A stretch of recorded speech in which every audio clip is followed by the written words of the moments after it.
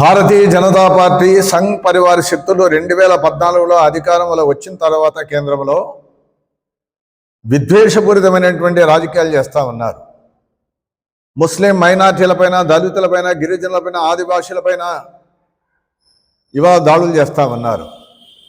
అంతేకాకుండా ఇవాళ ఉత్తరప్రదేశ్లో మైనారిటీ శాఖ సహాయ మంత్రి డానిష్ ఆజాద్ అన్సారీ వారు వీళ్ళ ప్రథమంగా భారతదేశంలో మధ్యప్రదేశ్కి వెళ్ళి ఇవాళ ప్రధానంగా వక్ఫ్ బోర్డులో ముస్లిం ఏతరులను ఇద్దరిని పెట్టడం జరిగింది.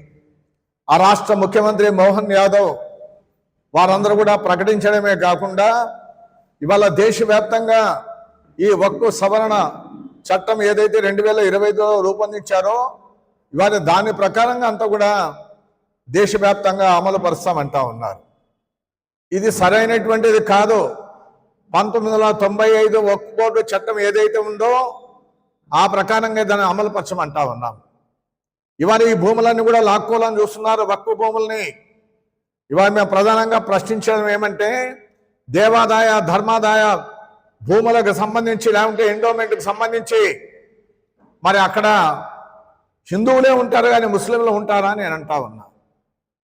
అందుకని ఈ రకమైనటువంటి నిర్ణయం చేయడం అనేటువంటిది ఒక దుర్మార్గమైనటువంటి కుట్ర దాగుంది. ఈ వక్ఫ్ భూములు కూడా అదానీ అంబానీకి కట్టబెట్టేటువంటి ఒక ప్రయత్నం జరుగుతూ ఉందని చెప్పి మేము అనుకుంటా ఉన్నాం. ఇదివరకు వక్ఫ్ భూములు ఇవాళ మసీదులు, మద్రసాలు, శ్మశాన వాటికలకు సంబంధించి ఏ పత్రము లేకపోయినా కూడా వక్ఫ్ భూములుగా దాని ఆచరణలో ఆ రకంగా నడిచేటువంటి వాళ్ళు. కానీ వాళ్ళంతా కూడా దానికి పత్రాలు ఉండి అదేవిధంగా ఆన్లైన్లో పోర్టల్లో రిజిస్ట్రేషన్ చేసుకోకపోతే అది వక్ఫ్ భూములుగా గుర్తించబడమని చెప్పి అందులో ఉన్న జీవో 40ను కూడా రద్దు చేయడం జరిగింది. ఇది దుర్మార్గమైనటువంటిది.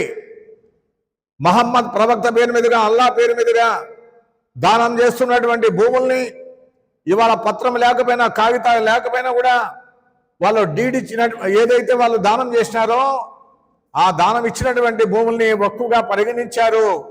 ఇది వందల వేల సంవత్సరాలుగా నడుస్తున్నటువంటి అంశం. ఇది దీన్నంతా కూడా భారతీయ జనతా పార్టీ ఇవాళ ముస్లింల పైన విద్వేషపూరితమైనటువంటి రాజకీయాలు చేయడమే కాకుండా ఇవాళ పక్కన పోతాడు, గల్ఫ్ కంట్రీస్కి పోతాడు, అక్కడ రాజులతో ఆలింగనం చేసుకుంటాడు. భారతదేశానికి వస్తే ముస్లింల పైన విషము చెమ్మడం జరుగుతూ ఉంది. అందుకనే ప్రధానమైనటువంటిది ఇవాళ వక్ఫ్ ఆస్తుల్ని ఇవాళ పరిరక్షించుకోవాల్సినటువంటి అవసరం ఉంది. ఈ రాష్ట్రంలో ఎన్డీఏ ప్రభుత్వం, కేంద్రంలోనే ఎన్డీఏ ప్రభుత్వం, డబుల్ ఇంజన్ సర్కార్ ఉంది. ఇవాళ ఈ భూములకు సంబంధించి వక్ఫ్ భూములు ఇవాళ మద్రసలు, మసీదులకే కాకుండా ఇవాళ ముస్లిం మహిళలకు, వాళ్ళ పిల్లలు, వాళ్ళకి విద్యా ఆరోగ్యానికి సంబంధించినటువంటి సంక్షేమ పథకాలకు కూడా ఖర్చు పెట్టాల్సినటువంటి అవసరం ఉంది. ఆ రకంగా ఉపయోగపడేటువంటి వక్ఫ్ భూములని ఈ చట్టం పేరుతో లాక్కోవడానికి, ఈ చట్టం పేరుతో మొత్తం అంతా వక్ఫ్ భూముల్ని ఈ పద్ధతుల్లో ఇవాళంతా కూడా చేయడం అనేటువంటి దాన్ని తీవ్రంగా తంజీమే ఏ ఇన్సాఫ్ ఖండిస్తూ ఉన్నాం. అదేవిధంగా ఇవాళ ప్రధానంగా ఈ రాష్ట్రంలో ఇవాళ ఉర్దూ పాఠశాలకు సంబంధించి ఉపాధ్యాయులకు సంబంధించి ఎన్ఎండి ఫరూక్ మైనార్టీ శాఖ మార్చులు వారు కూడా ఆలోచించాలి. ఇవాళ 400కు పైబడి అప్పర్ ప్రైమరీ స్కూల్స్ ఉన్నాయి, హై స్కూల్స్ ఉన్నాయి. కానీ ఉర్దూ రెండవ భాష భారతదేశంలో కొంతమంది ఉర్దూ భాష ముస్లిం భాష అని చెప్పి దీన్ని కూడా వ్యతిరేకిస్తా ఉన్నారు. ఇవాళ సుప్రీంకోర్టు చీవాట్లు పెట్టింది, మొట్టికాయలు వేసింది. ఇది ఉర్దూ భాష భారతదేశంలో పుట్టినటువంటిది, దీని జోలికి పోవద్దని చెప్పి సుప్రీంకోర్టు అత్యున్నతమైన న్యాయస్థానం ఆ రకమైన తీర్పు ఇవ్వడం జరిగింది. అందుకే ఉర్దూ పట్ల, ఉర్దూ ఉపాధ్యాయుల పట్ల ప్రభుత్వం నిర్లక్ష్యం చేస్తూ ఉంది. 400 ప్రాథమికోన్నత పాఠశాలలు ఉంటే ఇవాళ 1%, 2% మాత్రమే ఇవాళ ఉపాధ్యాయులు ఉంటా ఉన్నారు. అందుకే వైద్య శాఖ మరి మైనార్టీ శాఖ ఏం చేస్తా ఉన్నారు నేను అంటా ఉన్నా. అదేవిధంగా ఉర్దూ బోధన చేయాలంటే ఇవాళ గణితము, ఇంగ్లీషు బోధన చేసేటువంటి వాళ్ళకు అప్పచెప్తా ఉన్నారు. ఉర్దూ రాక ఇబ్బంది పడతా ఉన్నారు ఉర్దూ స్టూడెంట్స్. అదేవిధంగా మహిళలు, తర్వాత మగపిల్లలు, ఆడపిల్లలు, మగపిల్లలు కలిసి 50-50 వాళ్ళ ఆ రేసులో వాళ్ళు ఉంటా ఉన్నారు.